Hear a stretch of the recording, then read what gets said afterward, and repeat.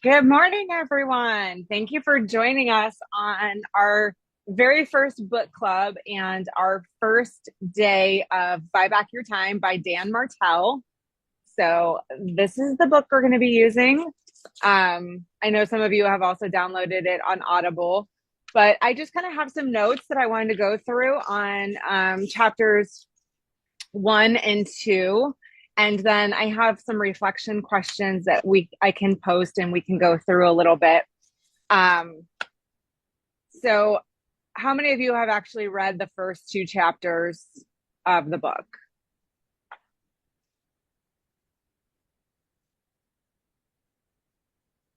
Not a huge deal if you haven't, but I'm just going to start going through.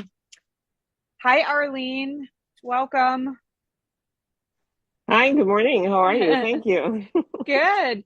We're just getting started. This is going to be super casual, but I am recording it so we can send it out because there are quite a few people that had registered for it. And I did promise a recording for those that missed it. Okay. So today we're just going to be going through chapters 1 and 2. I kind of made some notes as I was going through it. And then I did, along with ChatGPT's help, come up with some reflection questions that we can kind of go through at the end.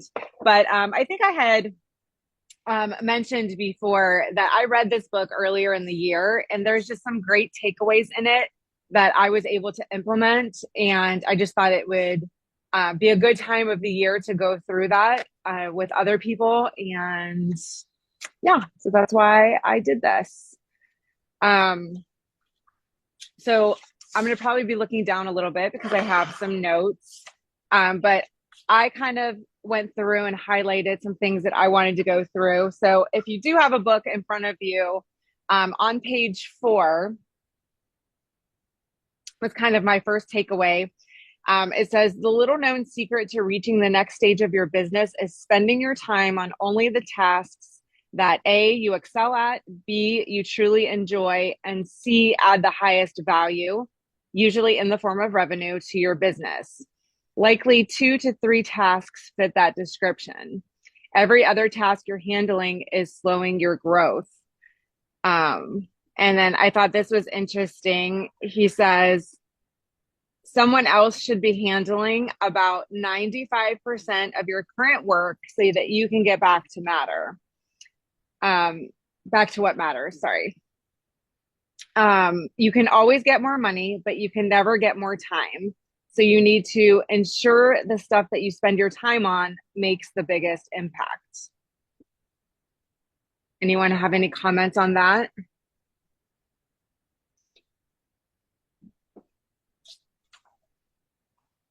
Come on, I don't want to be the only one talking here. It's Friday morning and I'm still drinking my coffee. Trying to unmute. I did not read it, but I agree with the points that you just shared, especially about delegating or dealing with the items that matters the most and making the most money for your business. And that's what I'm trying to work on for myself this year, this quarter, starting this quarter. So I Yeah. agree with that. And then I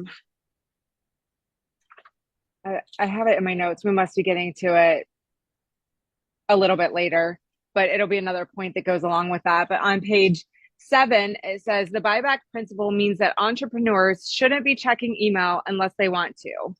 It means that you excel at a few tasks and you're mediocre at best at the others. It also means that when you're choosing what to do today, you should be selecting the highest value tasks. And then on page 10, he starts talking about hitting the pain line. So he says, you subconsciously stop your own growth by doing one of 3 things. Number 1 is sell, number 2 is sabotage, and number 3 is stall. So under sell, he says that entrepreneurs can grind so hard that their drive and passion for their businesses diminish to extinction. If you truly want to sell, and in this context, he's meaning like selling your business, to go ahead and sell, but on your own terms. Don't just sell because you feel desperate to get out of a bad situation. But we see this probably a lot in real estate with agents that are just working so hard that, you know, they're pushing and pushing and pushing, and finally they get burnt out and they just move on to do something else. The second one, sabotage. It says under sabotage, like some examples, you suddenly decide to launch a new product or a new line of business. You urgently feel the need to overhaul your website. You keep replacing key team players for small mistakes. You drag your feet on business decisions until the opportunity slides by. So he's saying that every time, there you go. Every time someone reaches their pain line, they sabotage their growth until it gets back to a level that they can safely oversee. So they make really quick decisions like, oh my gosh, we need a new website, or let's try changing markets, or you aren't doing that right. And they try to justify these actions, but they're just really overacting to their internal emotions. So while no one wakes up and says, I'm going to ruin my business today, they subconsciously ruin their business by rationalizing unnecessarily dramatic decisions. And I see that a lot too, even in like different classes that we go to or training sessions or conferences. You know, there's always somebody there trying to sell you something, you know, based on something new and shiny that's going on right now, instead of just focusing on the things that you do well and the things that are working for your business right now. They are just going after that new shiny object and taking their eye off the prize, basically.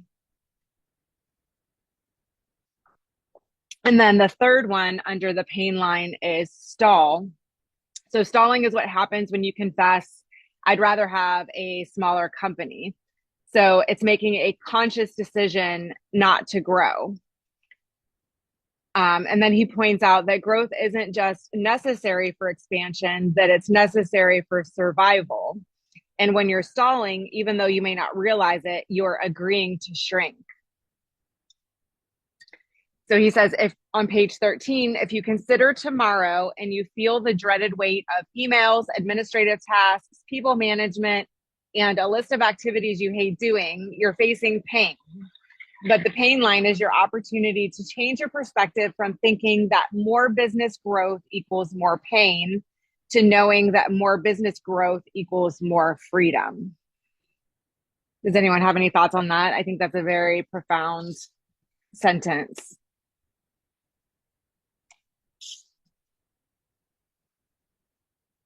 Marlene, any thoughts on that?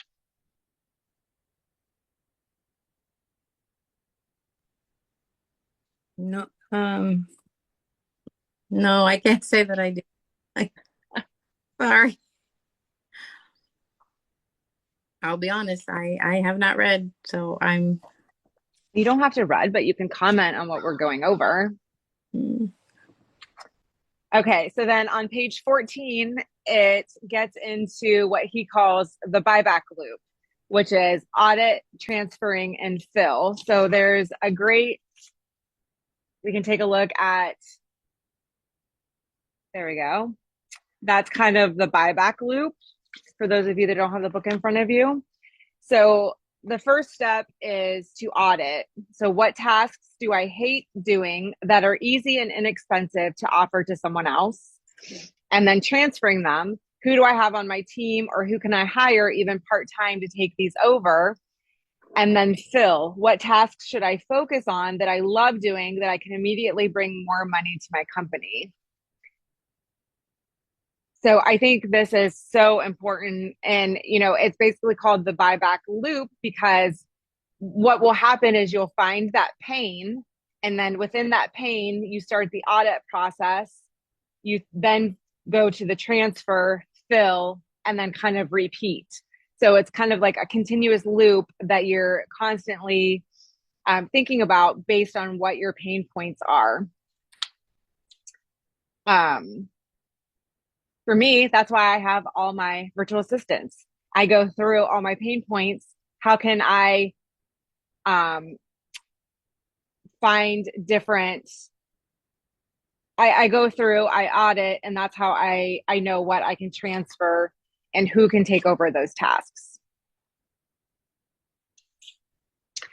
So it says at the bottom of page 17, sooner or later, you'll reach a point of growth where you hit a wall and your individual efforts will no longer create the growth that your business needs. You'll either stop the growth by selling, sabotaging, or stalling, or you'll learn to overcome that pain by shifting your strategy, which is the buyback principle. The more, let me see. The buyback principle is what has allowed, he goes back and references some stories, Stuart Keith and Warren Buffett and dozens of others that will learn about, take hold of their life and build a business that the more they grow, the more freedom and the more income it generates. So what I like about this book is at the end of each chapter, it gives you like 5 takeaways followed by kind of like an application section. So at the end of chapter 1, the 5 buyback rules that he has is number 1, the buyback principle. Don't hire to grow your business, hire to buy back your time. Number 2, you can't personally outwork yourself to a better business. The problem is you only have 24 hours a day. Eventually, if you're doing everything, you will break down. Number 3, if you keep grinding, you'll eventually hit the pain line where you're experiencing so much pain that when you try to grow, you'll do one of 3 things: stall, sabotage, or sell. Number 4, when you hit the pain line, it should act as a feedback loop. This is your opportunity to embrace a new mindset or to continue on in the status quo, waiting for something to snap. And the last one, a buyback loop occurs as you continually audit your time to determine the low value tasks that are sucking your energy. Then you transfer those tasks optimally to someone who's better at them and enjoys them. And lastly, you fill your time with higher value tasks that light you up and make you more money. Then you start the process all over again. So that is the end of chapter 1. A great question that he poses on page 20 is to ask yourself the question, what would I fill my time with if I wasn't spending all of it at work? Can someone answer that question of what you would do to fill your time if you weren't spending it all at work? I'd probably be at the beach. I'll be right there with you, girl. Most of the time, I'm working at the beach. Marlene, let me guess. Marlene would be on a cruise. Yeah. Rhea would be hanging out with her baby and her husband. Not in the middle of the night. Absolutely. Anyone else? You be riding your motorcycle. Yeah, definitely. And probably thinking some strategies on how I can apply buy back your time to myself. Yeah. I never thought of the time wasted as a sabotage to what I needed to accomplish. That's a very interesting way to think about it. Yeah. I'm going back to that page. Like I'm sabotaging my own progress in the things I want to accomplish on what I'm wasting time on. Well, and like looking at it, like on my perspective, I mean, probably not so much anymore, but I would say in my earlier years, you start along. Like, here's a great example. Like when I made the decision to hire you, Marlene, I had started handwriting the letters. That was my main form of marketing. I was mailing out all of the mailers. It was working beautifully, but I could have got to the point where I got so busy because of doing that activity that I could have sabotaged myself by saying, oh, I'm too busy. I can't do that anymore. And what's another shiny object that I could do? Instead of seeing that pain point and then I guess like not knowing that I was doing it, but I did a buyback loop where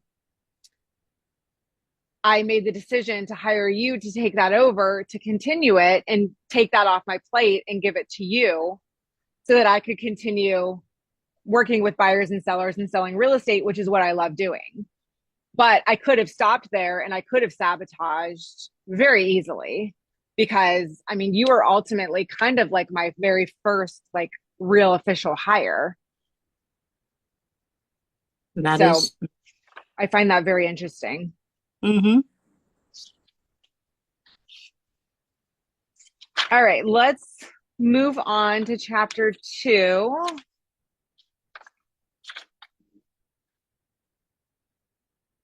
And I have a bunch of quotes I highlighted, so I'm just going to throw them out there until I get to the first topic. One is on page 24. Perseverance without passion isn't grit, but merely a grind. And our passion is where our marketplace values lie. The more we give ourselves permission to clear our calendar to invest in projects that light us up, the more our business will grow. We just need to learn how to get unstuck from the day-to-day work without having the wheels fly off. You have unique gifts that create real value. Clear out your calendar so you can practice those gifts. Oh, here is what I was looking for earlier when we were talking about, let me see if I have it highlighted.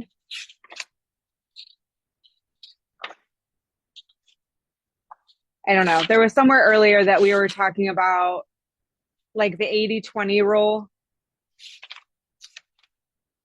Darn it, I don't know where it was at. And then Arlene had made a comment, and then I was trying to find this, and I said I knew we were getting to it at some point.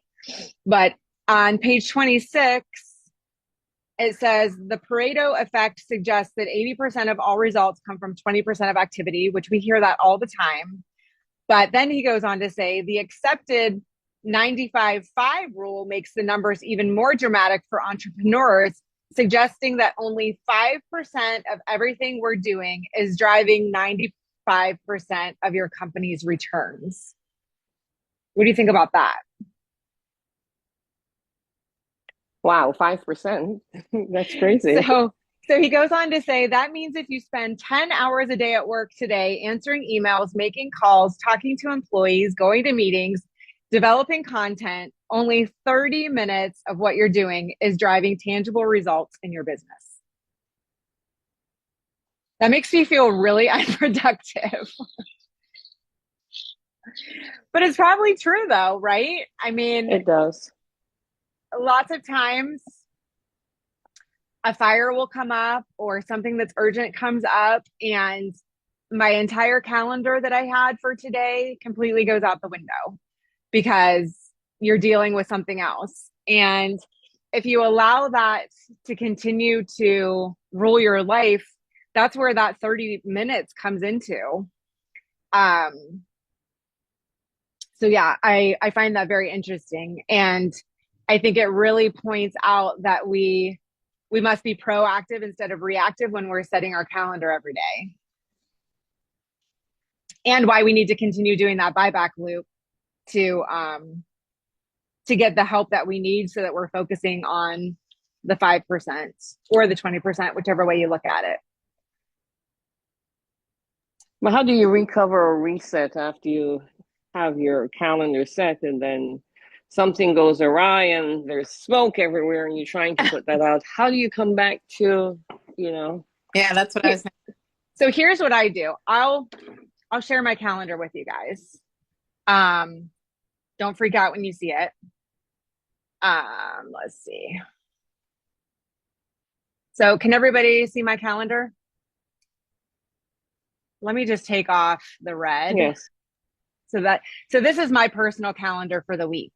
So on Fridays, I set my calendar for the following week. And so let's just use Wednesday as an example. So you can see that I have under a lot of items, I have an X next to it. As I go through my day, I put an X next to the items that I completed. So, I actually did do this yesterday, but as an example, my day did get away from me a little bit on Wednesday, and these two items I did not complete on Wednesday when I hoped to do them. So typically what I would do if these were not done, I would move them to another day on my calendar until I finally cross them off. And so my team uses, we go by, we use the principles out of the book, the 12-week year. So instead of annually goal setting, we goal set every 12 weeks. And I have a great class coming up on that on December 17th, where we go through the principles of the 12-week year. And then I share with you the sheet that we use on my team to track it. So basically you come up with the 12-week year of all your goals you want to accomplish, and then you break it down weekly. So when I go to do my calendar today for next week, I'm going to print off, next week is week 3, correct? Is that right, team? I think we're on week 3. So I'll go into week 3 of my 12-week year. I'll print that off, and then, because I'm a visual learner, so then as I add each one of those items onto my calendar, I will then check it off. So that way I know that if everything that I goal set on my 12-week year goes onto my calendar and I check each one of those items off on my calendar, I'm on track to hit my goals. And our goal on our 12-week year is 80% or higher. So we're not looking to be 100% perfect, but that just kind of sets it up so that you're kind of setting yourself up for success. So that's kind of how I do it. Does that make sense, Arlene? Yes, it's actually more realistic at shorter goals or shorter time period. Yeah. And what I found for me personally is, sometimes I get stuck and I'm like, okay, like what should I be doing right now? Or if it's a day where it's super, super busy and I'm kind of all over the place, I just go back to my calendar. Because I know that if I go back to my calendar, if I get all of that done, like that's my 20%, or I guess my 5%. But I also include time on my calendar for emails and following up. So if I look at my inbox and I'm stressed out because I have a ton of stuff in my inbox, I know that I have time sometime today on my calendar that I'm going to get that taken care of. So I know that I don't have to worry about it right that minute. So that's kind of how I do that. Page 29, he starts talking about the drip matrix, which I think is amazing. So I'll kind of share that with you. That's what it looks like. On the left-hand side, it's items that make you money, and then the bottom is what lights you up. So he takes a couple pages to go through it, but basically it is delegation, investment, replacement, and production. So he goes through each one and first talks about delegation. So delegation makes you little money and drains your energy. So it's like those menial tasks that are sucking your energy. So for me, one of mine is answering the phones and responding to text messages because it's always nonstop. So that is something I can easily delegate out to someone else on my team. The next one that he talks about is the replacement category. So the replacement category are things that make you money but drains your energy. So here you'll find highly important tasks like onboarding or selling or marketing or managing your team. These tasks are all high value, but they may not light you up in the way that they once did. Then the next category is investment. So it makes you little money, but it lights you up. So this is the area that contains tasks that light you up, but don't necessarily make much money, at least not today. So every task here is an investment. It could be in yourself. It could be in relationships. It could be in your business. collaborative, thought-provoking activities. Typically, tasks in this quadrant fall into these categories: physical activities, time with others, hobbies, industry collaborations, personal and professional development. So if you saw on my calendar, I have all different colors on my calendar. And these items that would fall under the investment quadrant are actually the items on my calendar that are in gold. And then production is the final quadrant, which makes you lots of money and lights you up. So when most of your tasks are in this upper right-hand corner, you're making lots of money, your energy is flowing, you're living in true freedom. So here you're highly energized and the market responds by bringing you more money. As the market pays you and your company more, you have more money to buy back more of your time and energy, giving you more room to invest in what lights you up and makes you money, which makes you more money, creating the buyback loop that we talked about in chapter 1. So this is the quadrant where you want to spend as much time as possible, depositing time into the quadrant that only includes tasks that both light you up and makes you money. He says, the main thing is to keep the main thing the main thing. Any comments on that matrix? I mean, for me, I'm a visual learner, so I like to be able to look at that and, you know, even to be able to like draw it out on a piece of paper to start writing items in there of what I could delegate, what I could replace, or items that I want to invest in, or, you know, the items that fall into that production category that I'm good at and that I love to do.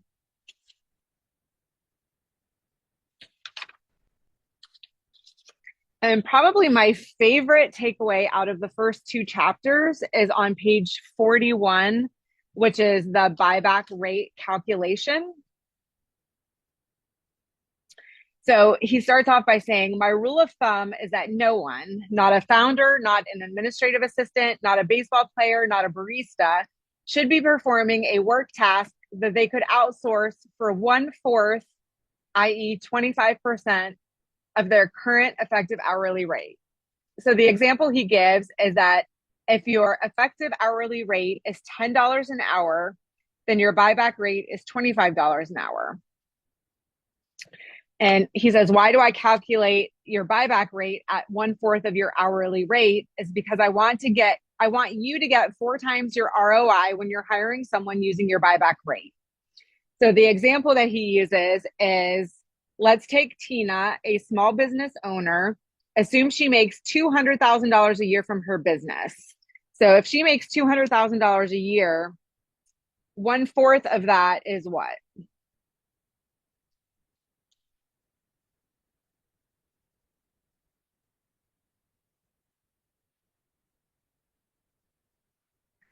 So it says, assume she makes $200,000 a year from her business. Her business is effectively paying her $100 per hour. So if you take 200,000 divided by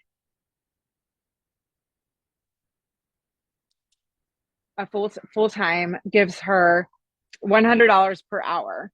So 1/4 of $100 an hour is what? 25. Correct. So her buyback rate is $25 per hour. So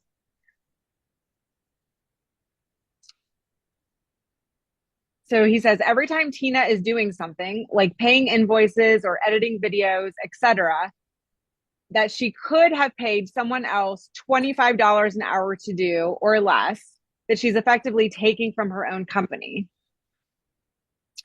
So what he goes on to say is that everyone has a buyback rate. Even if you currently take in only $50,000 a year from your company, your buyback rate is approximately $6.25 per hour. And that even if that's all you can afford right now, you still might be able to provide a useful job to someone to be able to buy back your time and get that off of your plate. So one of the homework questions that I would strongly advise you to do is to go through that on page 41 and 42, figure out what your buyback rate is using that formula, and then start brainstorming of who you could, by doing the buyback loop, what tasks you could have ultimately someone else do to give you back more time that you could use on that hourly rate to hire someone. Thoughts on that?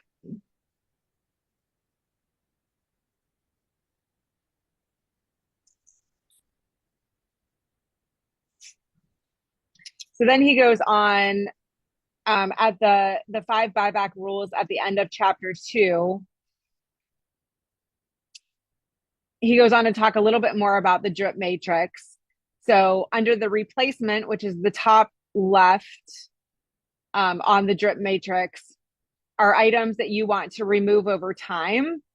The delegation, which is on the bottom, are things that you want to remove ASAP. And so then you can focus on production, which would be your number 1 goal, and your investment, which would be your number 2 goal. Those are what's going to give you the most amount of energy. Production obviously is going to make you more money. But the goal is to get everything out of the delegation and the replacement as soon as possible. That's what's going to get you to buy back your time quicker. So then he says, number 2, every task you perform sits on 2 axes, one of money, one of energy. Each task brings you from little money to a lot of money and either drains you or brings you more energy.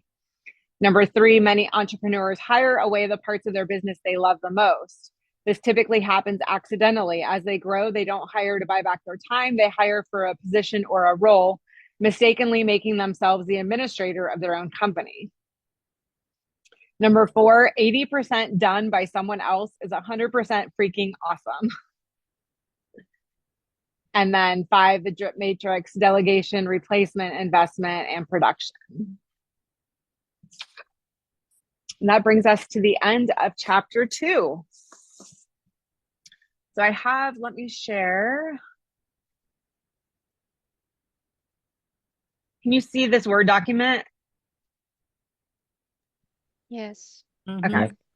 So here are some reflection questions. And when I send out the recording, I'll send these questions out as well.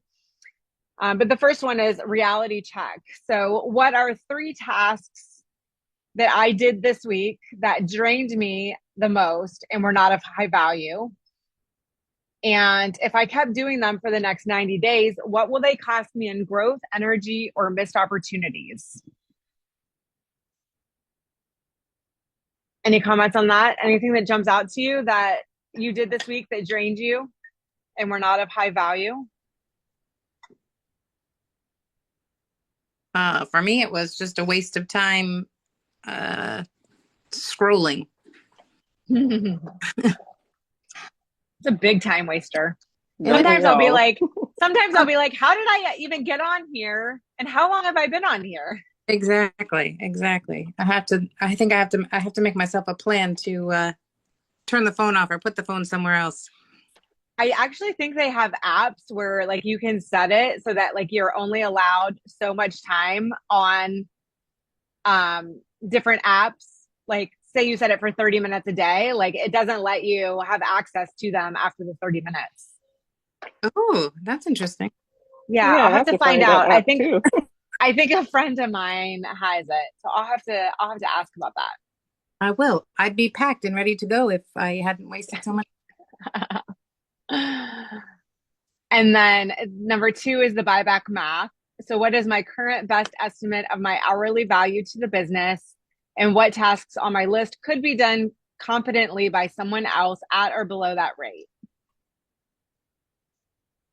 And then I like this one, like it's kind of pushing you on to get things off of that delegation bottom quadrant. So which 5 recurring tasks could I hand off this month with a simple screen recording and a checklist? What does good look like for each of those tasks in one sentence? Because remember, if you're delegating to someone, it doesn't have to be 100%. 80% of 100 is awesome. And then time and energy audit. This is great as well. It's a great tool to use. So over a normal week, start tracking what percentage of my time is in each quadrant. Is it high value or low value? Is it energizing or draining? Where is there 10 hours per week that I could reclaim in my schedule? And then using the replacement ladder, if I hired one person for the next 30 days, what would be their top 3 outcomes that would buy back the most of my time? What daily and weekly rhythms would I set to ensure quality without micromanaging? That's a good one. And then we talked about this a little bit earlier. If I freed 10 hours next week, exactly what would I do that is more valuable? Who would I call? What offer would I refine? What content or system would I build? So that's it. What takeaways do you have from today?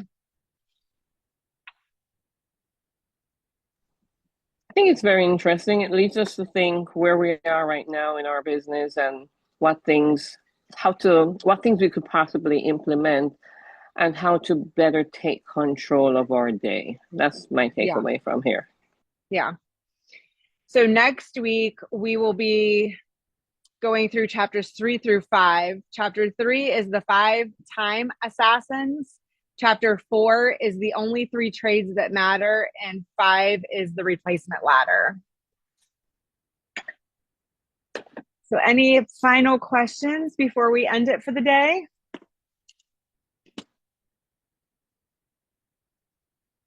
Thanks everyone for joining. This was fun. I hope you're enjoying the book. I got so much value out of it.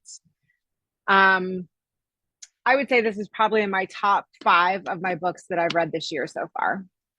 So, all right. Well, we will go ahead and end for today. I will be sending out the recording, and I'll also send out that Word document that had those reflection questions on it. So make some time in your calendar next week. Put it on your calendar to go through those, figure out what your buyback number is. And I would suggest start making a list of items, maybe just carrying around, either like use your phone on your notes or use a piece of paper. And as you're doing things throughout the week, think about, is this something that I could be delegating to someone else? And if so, jot that down so you can start making your list. Once you have that and you have your buyback rate, then you are on your way to working on your replacement ladder, which is what we'll talk about next week. All right. Well, thank you, everyone. I'll see you next week. Bye. Bye. Bye.